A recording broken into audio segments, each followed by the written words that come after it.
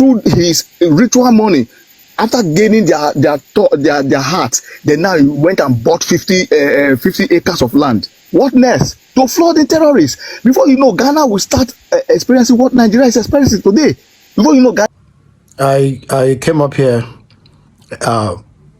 telling our people that there are some scallywags, some hateful individuals going about spreading propaganda and hate against Ndibo, telling lies, telling all sort of lies against Ndibo just to justify. I don't know what they're trying to justify, but just watch this. It is disheartening.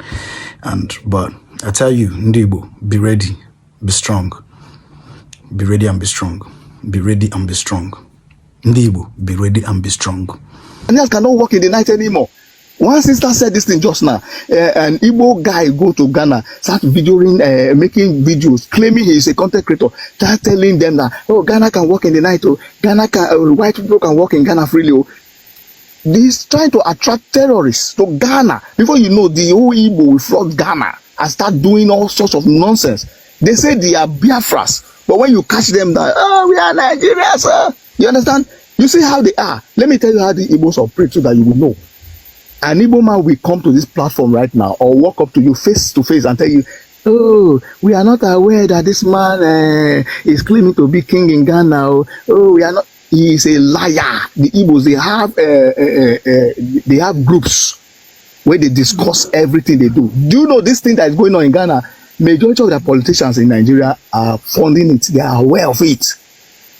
You see the reason why we don't want to go to no, sorry to say, you won't believe that former governor of Imo State came to visit this man with Okosha. Okay, good. You see him? Former governor of a state came to visit this man in Ghana. What is their motive? Hold on, Josh. See, Ghanaians, there is no Igbo, big or small, that is different. They are all acting like ships. Ships, when you are leading ships, they go to one direction. That's how the Igbos are.